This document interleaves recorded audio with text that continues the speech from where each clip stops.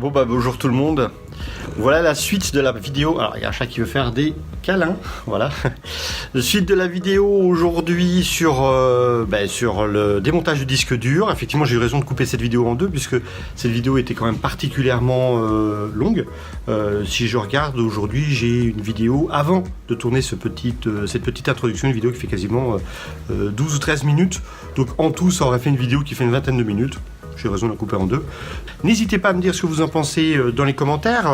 N'hésitez pas à vous abonner à la chaîne si ce n'est pas déjà fait. Et puis moi, je vous retrouve tout de suite pour la suite du démontage de ce disque dur. Ciao! Ici, on voit qu'il y a des bobines, ici et ici. En fait, ici, il s'agit d'un électroaimant qui aura pour effet de faire bouger le bloc de lecture-écriture, de tête de lecture-écriture. Là, je viens de faire une bêtise parce que j'ai avancé le bloc de lecture-écriture. Vous voyez, il reste bloqué.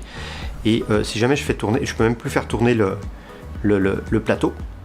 Non, je n'arrive même plus à faire tourner le plateau parce qu'en fait, c'est collé l'un à l'autre. Il faut que, pour les décoller, voilà. Il faut y aller, il faut mettre de la force. Alors là, les têtes sont détruites. Hein, à partir du moment, avec ce que je viens de faire, il n'y a plus de tête, de lecture utilisable. C'est pas grave, le disque il est mort, hein, c'est prévu. Donc ce que je vais faire, c'est que je vais démonter ça. Ça, du coup, ça va être un aimant qui va piloter la bobine qui est en dessous. Et cet aimant-là, les aimants qui pilotent le bras, c'est des aimants ultra puissants. Les collez pas sur le frigo parce que ça va être un petit peu compliqué à enlever après. Alors j'ai l'impression que la vis est un peu plus petite.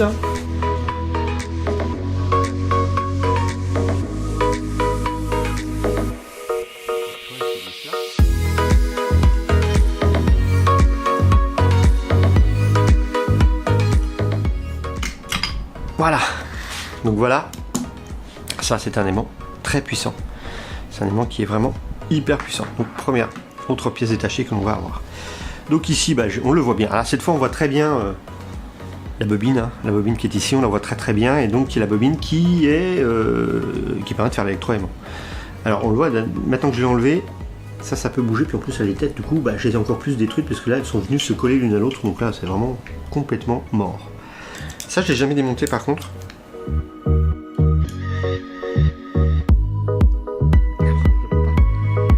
Ah si,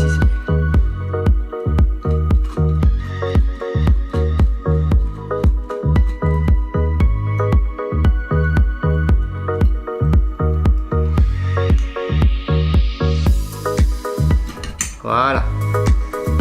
Voilà, mon bloc de tête de lecture-écriture.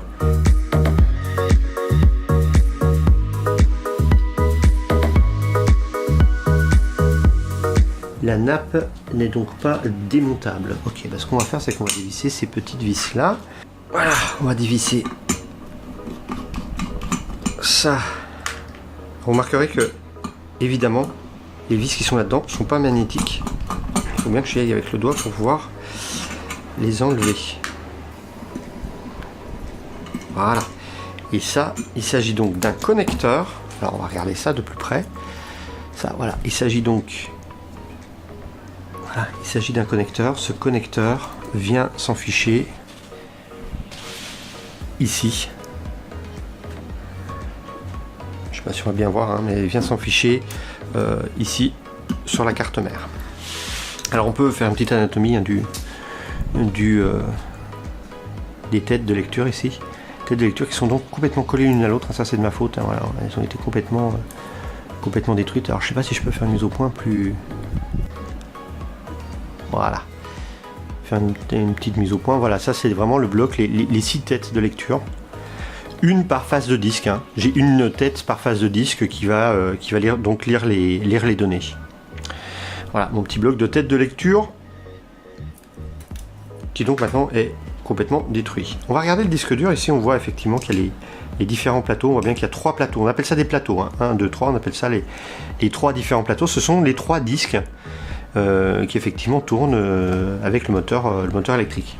Alors, cette chose là qu'on voit ici, c'est tout simplement le support pour les têtes quand elles viennent au repos, pour éviter qu'il y ait besoin d'alimenter électriquement pour qu'elles soient suffisamment éloignées les unes des autres. Alors ici il y a un autre aimant hein, qui est assez puissant aussi.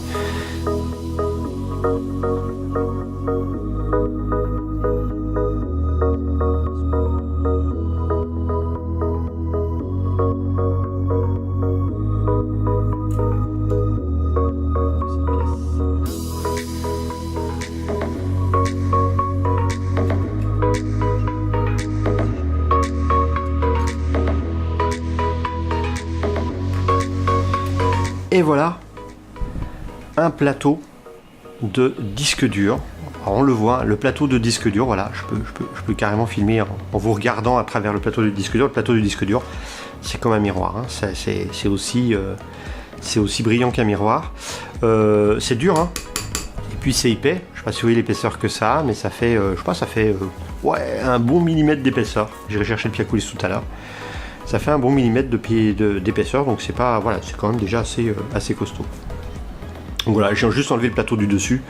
Il y a également d'autres plateaux, hein. Il y a un deuxième plateau, un troisième plateau. Je vais pas les enlever là maintenant, mais ça vous donne une idée du fonctionnement. Il faut que j'enlève ça aussi. Enfin voilà, je vais remettre le plateau ici.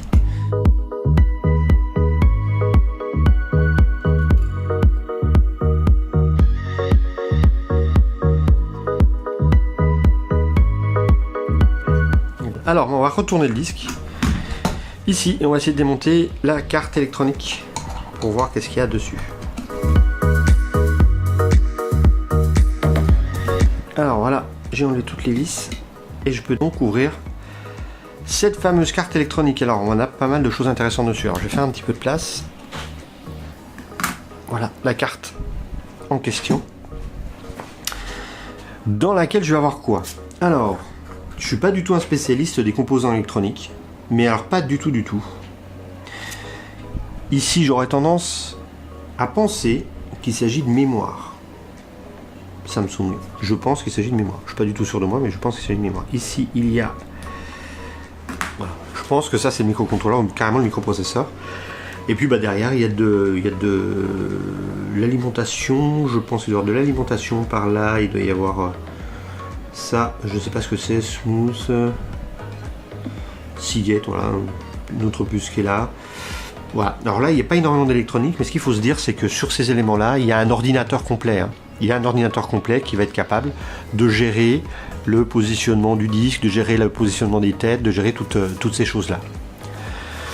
D'ailleurs, il y a quelques années, c'était pas sur un disque comme celui-là, c'était sur un autre modèle de disque. Il y a un type qui a reconnu la puce en question, qui a vu que c'est un modèle que lui connaissait. Et donc c'était un processeur ARM 4 cœurs, donc il y a 4 processeurs dans la puce. Et il a pu faire démarrer un Linux sur un des processeurs en venant souder des éléments sur cette carte-là pour pouvoir gérer, pour pouvoir injecter un noyau Linux dans le processeur. Donc c'est carrément un ordinateur à part entière, hein, qu'on a ici.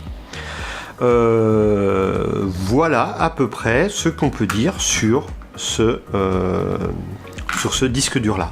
Alors si je fais un récapitulatif des pièces, hormis le tas de vis que je vais avoir ici, alors je vais mettre le tas de vis quelque part. Donc on a quoi? On a quelques vis. Voilà. J'ai quelques vis ici.